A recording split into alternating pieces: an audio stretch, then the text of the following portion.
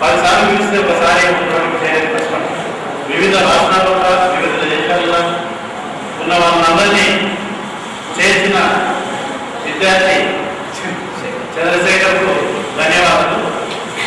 అయితే ఈరోజు పూర్వ విద్యార్థులను చూస్తే ఇటువంటి సమస్యలను ఎన్నికైనా కూడా నెలకొల్పాల్సిన ఒక మంచి ఆత్మస్థైర్యం నాకు పెరుగుతుంది.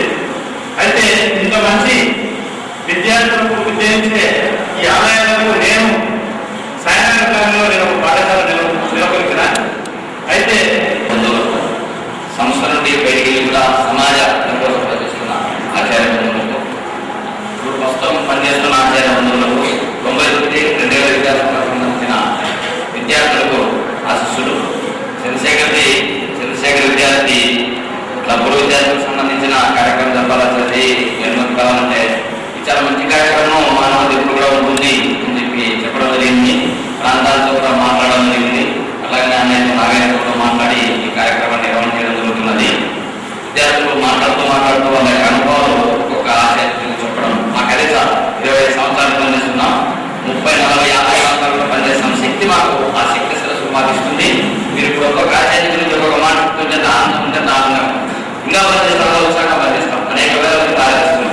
25 సంవత్సరాలు కొన్ని 100 మంది తయారు చేస్తాం. ఉత్తమ లోకదాస్ తయారు చేయడమే మా లక్ష్యం. సరస్వతి విద్యాపీఠం ఇస్తున్న శిక్షణ అట్లా ఉంటుంది మాకు. అయితే చిన్న పరిస్థితుల్లో కార్యక్రమానికి వచ్చిన పూర్వ విద్యార్థులందరికీ నా ఆశీస్సులు. ఈరోజు ఎంతో సంతోషకరమైనటువంటి దినం. ఈ దినాన్ని నేను ఎప్పటికీ మర్చిపోలేను. పిల్లలందరూ ఇంత ఉన్నతమైన స్థాయిలో ఉన్నారంటే వాళ్ళ యొక్క క్రమశిక్షణ, అన్నిటికంటే ముఖ్యమైనది మనలో ఉండాల్సినది క్రమశిక్షణ. క్రమశిక్షణ లేని చదువు వృధా. క్రమశిక్షణతో ఉంటే నువ్వు ఎన్ని విజయాలైనా కూడా సాధించగలవని నేను అనుకుంటున్నాను. మీరు ఇంత ఉన్నతమైన స్థాయిలో ఉన్నారంటే నాకు చాలా ఆనందకరంగా ఉంది. అసలుకి ఎంత ఆనందకరంగా అంటే అంత ఆనందంగా ఉంది. నమస్కారం మరియు శుభాశంసలు. అయితే ఈరోజు మీ అందరూ చూస్తుంటే నాకు ఎంత గర్వంగా ఉంది. ఈ పిల్లల్ని నేను చిన్నప్పుడు కొట్టినా అయినా కూడా ఎంత సంతోషంగా వచ్చి పలకరిస్తున్నారు అనిపిస్తుంది. అంటే అదొక జీవిగా తృప్తిగా మాత్రమే మీరు గుర్తుపెట్టుకోండి. ఏ తల్లి అయినా కూడా పిల్లల్ని కొడుతుంది, మళ్ళీ లాగేస్తుంది. అవన్నీ మనసులో పెట్టుకోకుండా ఇంత స్థాయిలో వచ్చింది. ఇప్పుడు మీరు మళ్ళీ వచ్చి పలకరిస్తుంటే మాకు ఎంతో ఆనందంగా అనిపిస్తుంది.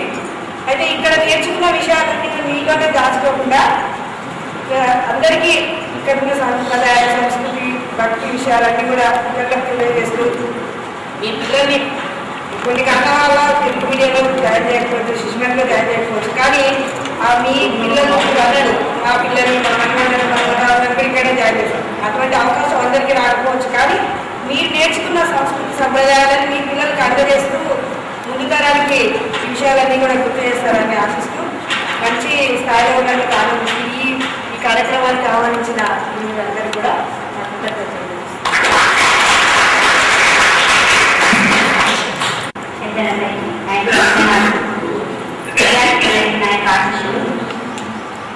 ఇక్కడ కృష్ణలో శ్రమ చేయడం మాత్రం బాగా నేర్పిస్తారు. విద్యార్థులు కూడా నేర్చుకున్నారు, చక్కగా నేర్చుకుంటారు. కానీ తమ యొక్క ఆరోగ్యం గురించి కూడా కొంత ఆలోచిస్తారు. నిరంతరం ఎదుటి వారికి సహాయం చేయడమే కాకుండా తాము కూడా ఏదైనా ఆరోగ్యంగా ఉన్నామా లేదా, అనారోగ్యం ఉన్నప్పుడు కూడా పట్టించుకోకుండా పనిచేసేవారు చాలా మంది ఉన్నారు విద్యార్థులు. అందులో మా బాబు కూడా కృష్ణలో చదివాడు. మా అన్నయ్య పనులు సిటీగా పనిచేసేవాడు. ఈ మధ్య కాలంలోనే మరణించాడు.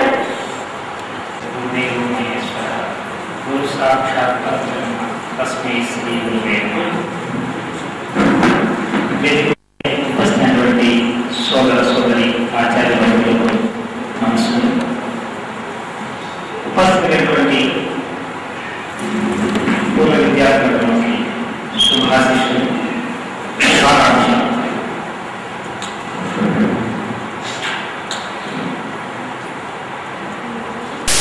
దాదాపుగా 3 గంటల సేపు మనంతా కలిసి అనేక విషయాలను వేసుకున్నాం. ఇవన్నీ విషయాలు చూస్తుంటే ఏం చెప్పాలో కాళిదాస్ కర్మ అంత గుడుగుడేసరికి బయటపడుతున్న సఖ్యతే లోపల ఎన్నో సమస్యలు కూడి ఉండాలో ఆనంద నేను అని కాళిదాసు మహాకవి అన్నాడు. మాకు వ్యక్తిగతంగా సంబంధించి శ్రీ సరస్వతి విద్యాపీఠంలో 30 సంవత్సరాలుగా సేవ చేస్తున్నప్పటికీ వనపర్తి పాఠశాల 26 సంవత్సరాలు. 1924 జూలై 2వ తేదీ నుండి ఇప్పటి వరకు వనపర్తితో బంధం, అనుబంధం, ఆత్మీయత ఒకటి అనేకం తెలియజేస్తున్నాయి. మనమందరం కూడా